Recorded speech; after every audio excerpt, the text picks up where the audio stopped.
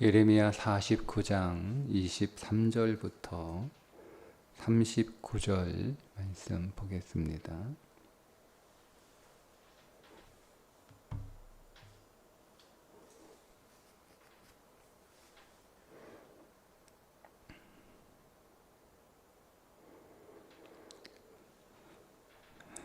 다 함께 읽겠습니다. 다메섹에 대한 말씀이라. 하맛과 아르밧이 수치를 당하리니 이는 흉한 소문을 듣고 낙담함이니라. 바닷가에서 비틀거리며 평안이 없도다.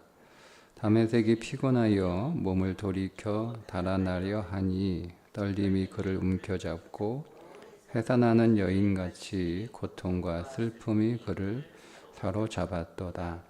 어찌하여 찬송의 성읍 나의 즐거운 성읍이 버린 것이 되었느냐.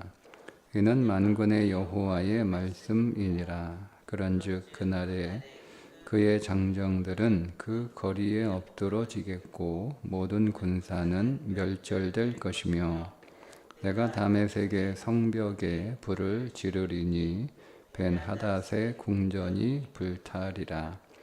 바벨론의 느부갓네살 왕에게 공격을 받은 게달과 하솔 나라들에 대한 말씀이라. 여호와께서 이와 같이 말씀하시되 너희는 일어나 게달로 올라가서 동방 자손들을 황폐하게 하라. 너희는 그들의 장막과 양떼를 빼앗으며 휘장과 모든 기구와 낙타를 빼앗아다가 소유로 삼고 그들을 향하여 외치기를 두려움이 사방에 있다 할지니라. 여호와의 말씀이니라. 하솔 주민아 도망하라. 멀리 가서 깊은 곳에 살라. 이는 바벨론의 느부갓네살 왕이 너를 칠 모략과 너를 칠 계책을 세웠음이라. 여호와의 말씀이니라. 너는 일어나 고요하고도 평안히 사는 백성 곧 성문이나 문빗장이 없이 홀로 사는 국민을 치라. 그들의 낙타들은 노략물이 되겠고 그들의 많은 가축은 탈취를 당할 것이라. 내가 그 살적을 깎는 자들을 사면에 흩고 그 재난을 여러 곳에서 오게 하리라. 여호와의 말씀이니라. 하솔은 큰 뱀의 거처가 되어 영원히 황폐하리니 거기 사는 사람이나 그 가운데 머물러 사는 사람이 아무도 없게 되리라 하시니라. 유다왕 시드기야가 즉위한 지 오래지 아니하여서 엘람에 대한 여호와의 말씀이 선지자 예레미야에게 임하여 이르시되 만군의 여호와가 이같이 말하노라. 보라, 내가 엘람의 심의 으뜸가는 활을 꺾을 것이요 하늘의 사방에서부터 사방 바람을 엘람에 오게 하여 그들을 사방으로 흩으리니 엘람에서 쫓겨난 자가 가지 않는 나라가 없으리라. 여호와의 말씀이니라. 내가 엘람으로 그의 원수의 그의 생명을 노리는 자의 앞에서 놀라게 할 것이며 내가 재앙 곧 나의 진노를 그들 위에 내릴 것이며 내가 또 그 뒤로 칼을 보내어 그들을 멸망시키리라. 내가 나의 보좌를 엘람에 주고 왕과 고관들을 그곳에서 멸하리라. 여호와의 말씀이니라. 그러나 만일에 이르러 내가 엘람의 포로를 돌아가게 하리라. 여호와의 말씀이니라. 아멘. 이방 민족에 대한 계속되는 하나님의 심판 예언. 오늘은 다메섹과 게달과 하솔 그리고 엘람에 대한 심판 예언입니다.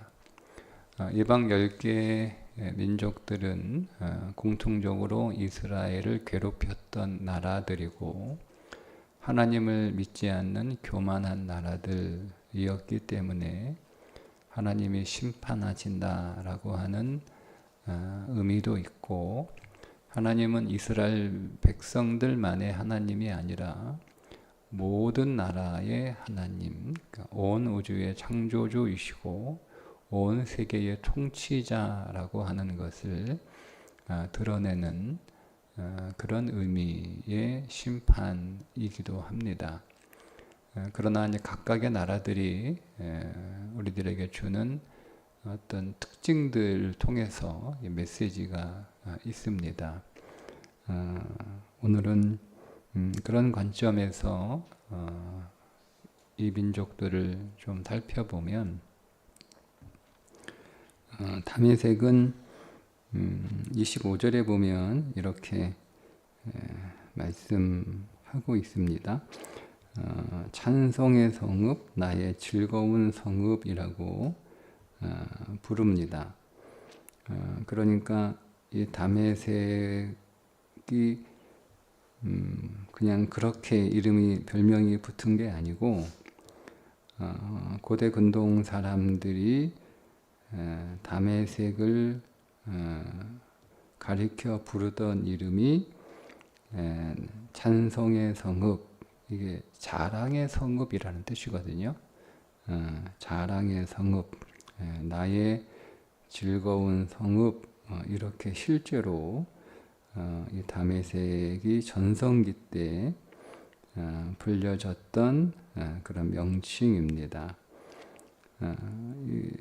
찬양의 성읍은 이제 자랑의 성읍이라고 말씀을 드렸고, 즐거운 성읍이라고 하는 것은 그 도시의 기능이 굉장히 활발해서 사람들에게 큰 기쁨을 주었던 활기가 있는, 생기가 넘쳐나는 그런 의미로 붙여진 이름입니다. 그래서 다메섹은 자부심이 있는 그런 민족이죠. 그런 도시이기도 하고, 자부심이 있는 다메섹은 아람의 수도이잖아요. 그러니까 아람의 도시, 아람 안에 있는 도시입니다. 1절에 하맛과 아르밧도 아람 안에 있는 대표적인 도시들입니다. 그러니까 자부심이 있는 거죠. 자기 자부심이 있으니까 하나님을 의지하지 않고 또 하나님을 드러내지 않고 자기를 드러내고 자기를 자랑하고 그리고 자기를 의지하고 자기 자신을 믿고 그리고 자기 영광을 위해서 살아가고 그리고 자기 즐거움과 자기 기쁨 그리고 내 삶이 항상 이렇게 즐거우니까 육신의 즐거움을 위해서 살아가는 그런 존재, 그게 이제 다메섹 같은 삶이다, 이렇게 우리가 적용할 수가 있습니다. 그러니까 아무리 자부심이 있고 또 아무리 자기 만족과 자기 즐거움 속에서 살아가는 삶도 그러니까 나는 너무 행복하다 이거예요. 나는 더할 나위 없이. 우리가 그런 사람들 만날 수 있잖아요. 하나님 없이 살아도 나는 너무 행복하다. 나는 하나님 의지하지 않아도 나는 더할 나위 없이 만족하고 행복하고 그런 나의 삶과 나의 인생에 대해서 내가 자부심이 있다. 우리가 그런 사람 만날 수 있잖아요. 그러니까 그런 삶도 심판을 받을 수밖에 없는 삶이라는 거예요. 두 번째 게달과 하솔은 31절에 보면 고요하고도 평안히 사는 백성 곧 성문이나 문빗장이 없이 홀로 사는 국민이라고 지칭이 됩니다. 게달과 하솔은 유목민이니까 유목민은 초장을 찾아서 계속 움직이고 이동하는 그런 민족이잖아요. 그러니까 그들은 뭐 담을 칠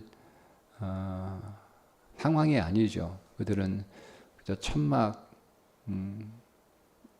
하나 가지고 이동하면서 거기에 일단은 천막을 치고 그 안에서 생활을 하다가 또 다시 양떼를 끌고 또 다른 초장으로 이동하고 천막을 걷어서 거기 가서 또 이렇게 천막을 치고 그러니까 뭐 울타리나 담이나 뭐 이런 것들을 칠 수가 없는 상황이에요. 그러니까 그들이 유목민이기 때문에 문빗장이 없고 담이 없고 그런 사람들이다라고 하는 표현이기는 하지만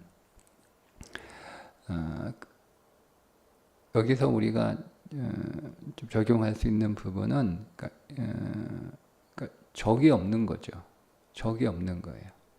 누가 나를 공격하지도 않을 거고 내가 누구를 공격하지도 않을 거고 그러니까 그렇게 사람이 좋은 거예요. 모든 사람하고 잘 지내고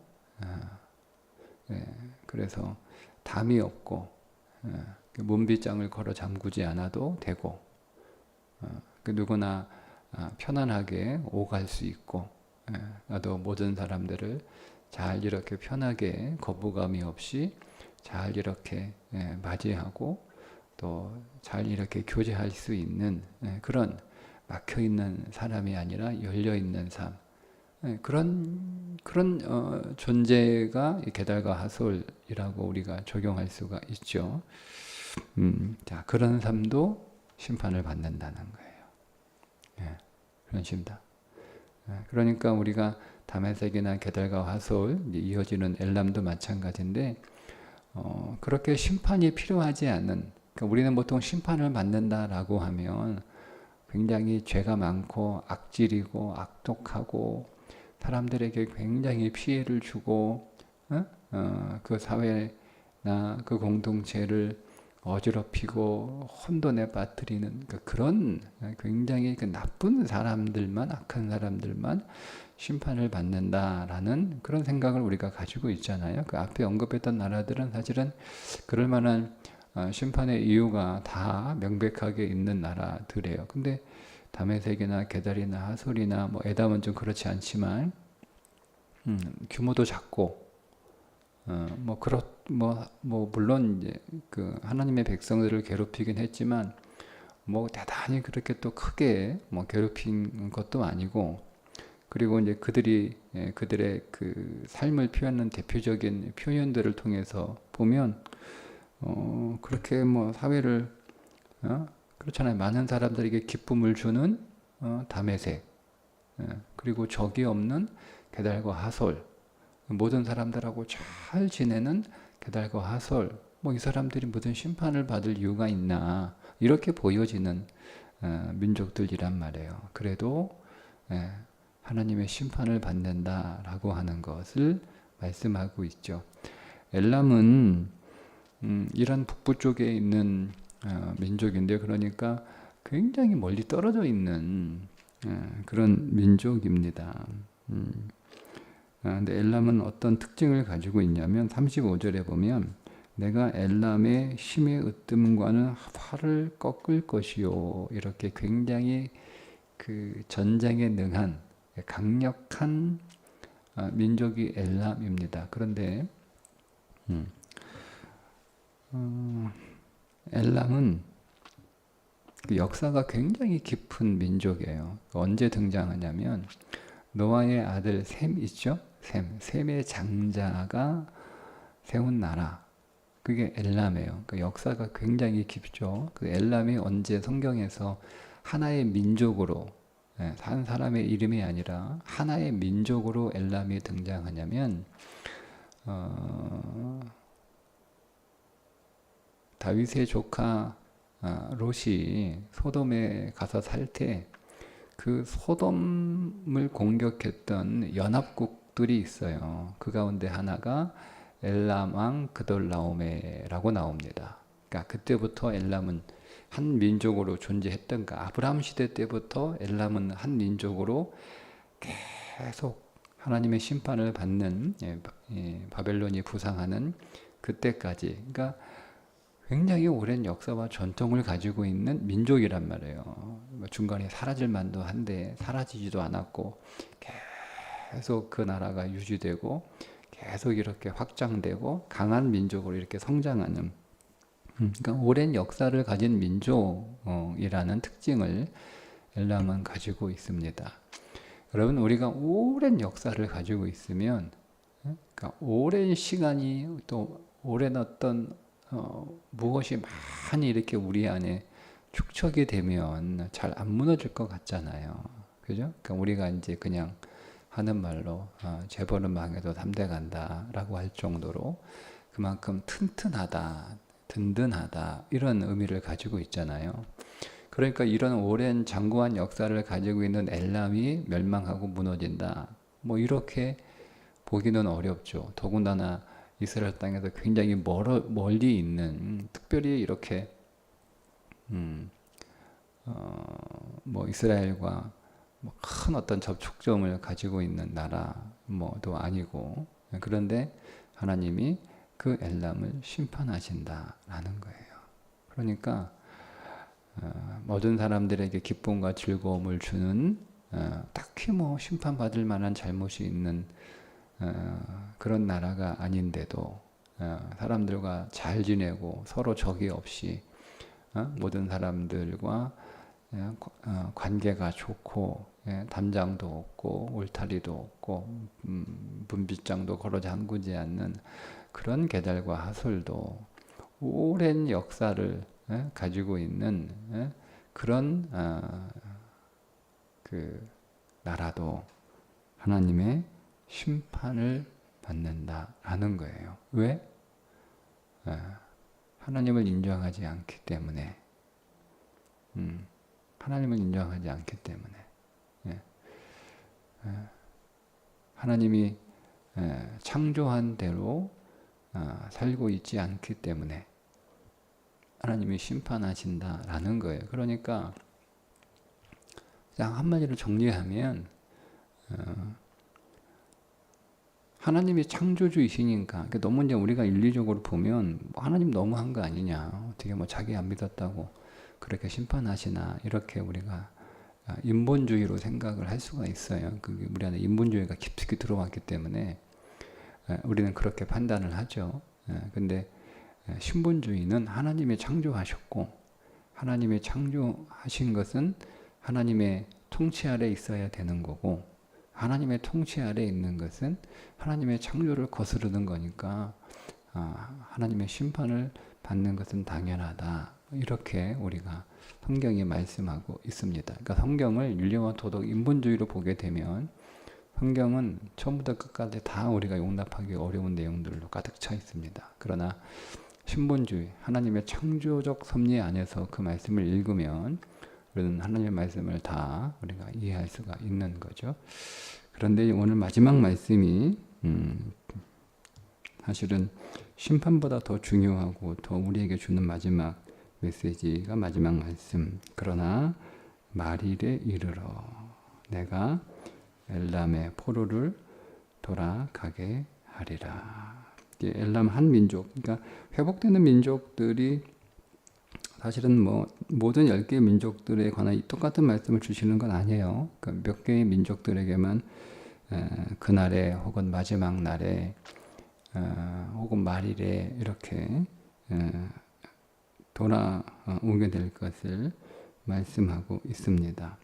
여기서 말일은 마지막 날이죠. 마지막. 우리가 말일 그러면 그 한 달의 마지막 날 이런 뉘앙스가 있는데 여기서 말일은 마지막 날에 대한 의미가 마지막 날에 이렇게 번역하는 게 좀 더 우리가 이해하기가 쉽습니다. 자, 그때 누가 돌아온다고요?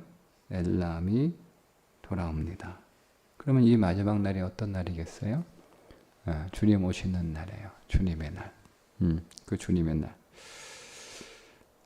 사도행전 2장 5절 9절에 보면 오순절 성령이 임하여 베드로가 설교할 때 그 설교를 듣고 오순절 성령 강림 때 그 6월절에 그 예루살렘의 6월절을 지내기 위해서 왔던 민족들이 쭉 나오죠. 그 가운데 엘람이 포함되어 있습니다.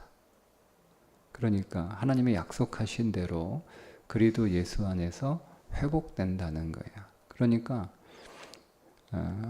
우리의 회복은 그리스도 예수 안에서 회복이 되는 거죠. 우리가 심판을 받지만 그 심판 안에 구원은 우리 주 예수 그리스도의 이름 안에 들어있다는 것을 오늘 예레미야 49장에서도 계속 반복해서 동일하게 말씀하고 있습니다. 자, 우리 안에 오늘 우리가 함께 나누었던 민족들의 세 가지 요소가 여러분 동일하게 심판을 받아야 됩니다. 우리가 사람들을 즐겁게 하고 자부심이 있는 그런 다메섹의 모습, 그리고 모든 사람들하고 잘 지내고, 제가 종종 그런 말씀을 드리는데요. 성품으로 예수 믿지 마라. 이렇게 종종 말씀을 드립니다.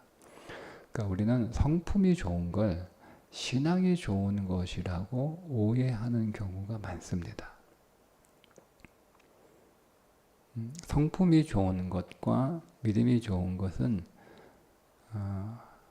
다른 차원의 이야기입니다. 성품은 좋을 수 있죠. 성품은 타고난 성품일 경우 그 사람은 그냥 성품 자체가 그렇게 타고났기 때문에 사람들하고 원만합니다.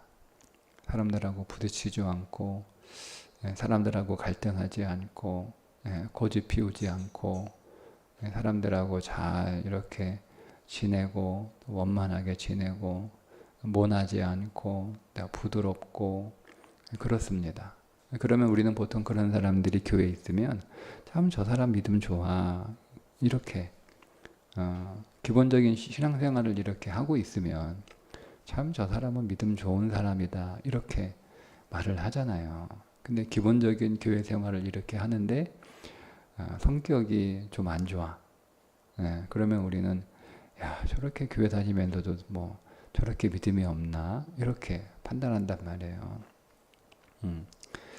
근데 어쨌든 성품이 좋은 것은 믿음이 좋은 거하고 조금 다른 거예요. 그러니까 그 성품이 그리스도 안에서 새로운 피조물이 되어 중생한 자의 성품이냐 아니면 옛사람의 성품이냐 완전히 다른 거죠. 드러나는 형태는 우리가 보여지는 것은 비슷할 수 있어요. 그러니까 타고난 성품이나 성령의 열매로 보여지는 성품이나 비슷할 수 있잖아요. 타고난 성품인데 그 사람이 온유하고 사랑도 많고 화평하고 충성되고 양선한 자비와 절제 이런 것들이 있을 수 있잖아요. 타고난 성품이. 그러니까 타고난 성품을 가지고 있는 사람들이 깊이 예수님 안으로 들어가기가 대체적으로 어렵습니다. 왜냐하면 자기는 타고난 성품을 믿음의 성품인 줄 알고 그 믿음의 열매를 맺으려고 노력하지 않아요. 그러니까 우리 안에 이런 타고난 성품이 있다면 그것도 심판을 받아야 되는 거예요. 그게 왜 심판을 받을 거냐라고 생각이 되죠. 왜? 이미 나는 사랑 많고 나는 온유하고 나는 자비가 많고 또 나는 선을 많이 베풀고 그런데 내가 무슨 그렇지 않다니까 제가 말씀드렸잖아요. 옛사람의 성품, 타고난 성품은 구원의 성품하고 다른 거예요. 그건 어차피 육신이 가지고 있었던 성품이기 때문에 그건 처리를 받아야 되는 요소예요. 그러니까 하나님이 우리에게 요구하시는 건 오늘 마지막 엘람의 예를 들어서 말씀하시는 것처럼 그리스도 안에서 얻어진 거예요.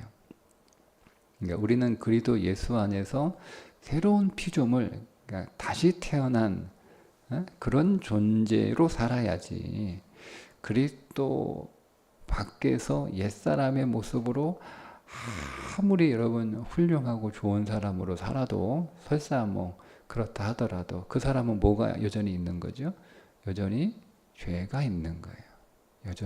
여전히 죄를 가지고 있는 옛사람이에요. 옛사람. 그 옛사람으로는 구원에 이르지 못합니다. 그러니까 우리 안에 있는 어떤 타고난 성품의 요소들을 그것이 간혹 성령의 성품과 유사해서 마치 그것이 믿음의 성품인 듯 그렇게 우리가 오해할 수 있으니까 우리가 그거를 잘 분별해서 나의 이 성품은 그리스도 예수로 말미암아 거듭난 자의 성령의 열매로 말미암는 성품인가, 아니면 내가 타고난 성품이어서 옛사람의 성품으로 지금 살고 있는가, 이거를 여러분 잘 분별할 수 있어서 아무리 좋아도 옛사람의 성품은 심판받아야 됩니다. 그래서 다시 거듭나셔야 됩니다. 세 번째, 이제 오래된 것들, 오래된 전통이죠. 여러분, 사람은 계속 변화돼야 되는 거예요. 여러분,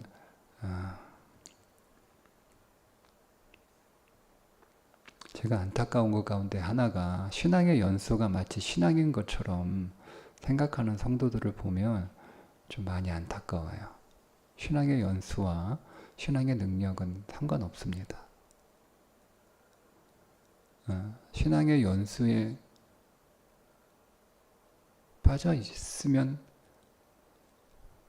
손해예요. 신앙의 능력이 신앙의 연수와 전혀 상관이 없는 것은 아니지만, 신앙의 연수만으로 신앙의 능력이 될 수 없어요. 그러니까 내가 그냥 오래 교회 다녔다, 내가 신앙생활 오래 했다라고 하는, 단순히 내가 오래 믿었다라고 하는 신앙의 세월만으로 자기의 신앙이 좋고 자기의 신앙이 성장하고 있고 자기의 신앙이 잘하고 있다라고 생각하는 것도 심판받아야 됩니다. 네. 여러분, 사람이 우리가 똑같잖아요. 사람이 나이를 먹는다고 그게 온전한 사람이 되는 건 아니잖아요.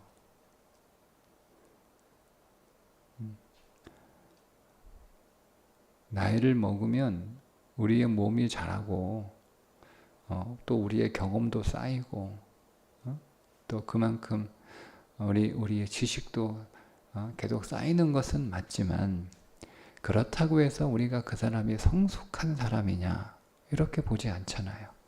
우리가 무조건 나이가 많으면 성숙하다라고 보지 않잖아요. 70, 80, 90이 돼도 성숙하지 못한 인격을 소유한 사람을 우리가 만나는 것처럼, 신앙도 70년, 80년, 90년, 100년을 믿어도 성숙한 신앙이 아닐 수 있다는 것을 항상 여러분 우리가 기억하고 있어야 돼요. 그러니까 우리의 신앙이 세월이 필요하긴 한데, 그 신앙의 세월만으로 내가 신앙이 좋다라고 하는 그 함정에서 여러분 나오셔야 됩니다. 그러니까 그것도 우리가 심판을 받아야 되는 거예요. 그래서 우리 안에 있는 요소들이 세상적으로 보면 다 대단한 것들이잖아요. 사람들을 즐겁게 해주고 사람들에게 기쁨을 주는 것들이 세상적으로 보면 굉장히 귀한 거잖아요. 여러분, 이런 사람이 얼마나 귀합니까? 사람들을 막 슬프게 하고 짜증나게 하고 괴롭히는 인생이 아니라, 사람들을 막 신나게 하는, 막 활기 있게 하는, 그 공동체를 자기 주변에 활기 있게 하는 그 삶이 얼마나 귀해요. 사람들하고 원만한 사람이 여러분 얼마나 귀합니까? 우리 공동체 안에 막 이 사람 저 사람하고 막 시비 걸고 싸우는 사람, 그런 사람이 아니라 모든 사람하고 원만하게 잘 지내는 사람 얼마나 귀하냐. 저 사람은 내가 어디다가 집어놔도 다 그 사람들하고 다 교사를 시켜도 교사들하고 원만하고, 뭐 찬양대를 시켜도 막 대원들하고 원만하고, 식당에 보내도 거기서 또 원만하게 다, 이 사람은 어디든지 가면 다 모든 사람하고 잘 지내. 얼마나 귀해요. 저 사람은 연륜과 경륜이 많아서 무슨 일을 시키든 그 일을 참 잘해요. 얼마나 귀합니까? 그죠? 그러나 그런 것들도 그리스도 안에 있지 않으면 심판을 받아야 된다는 거예요. 그러니까 여러분, 우리가 오늘 이렇게 좀 정리가 할 수 있는데요. 우리 안에 아무리 좋은 것들이 있어도 그것이 우리 주 예수 그리스도로부터 온 것이 아니면, 즉 믿음으로부터 나온 것이 아니면 다 처리되어야 할 것들이다. 이렇게 오늘 적용할 수 있겠습니다. 오늘 저와 여러분의 인생 안에서 오직 하나님의 은혜로 주어진 것들, 믿음으로 말미암는 것들, 우리 주 예수 그리스도로부터 나온 것들, 그런 것들로만 우리 안에 더 풍성해질 수 있기를 주님의 이름으로 축복합니다. 기도하겠습니다. 하나님, 오늘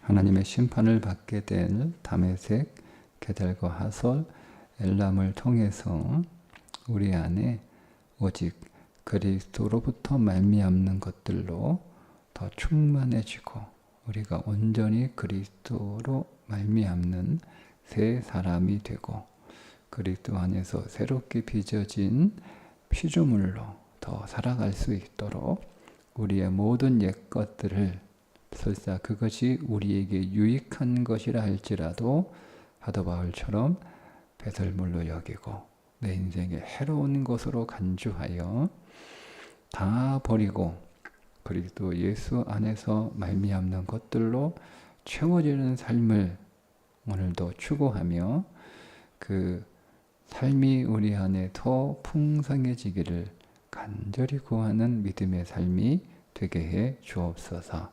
예수님의 이름으로 기도합니다. 아멘.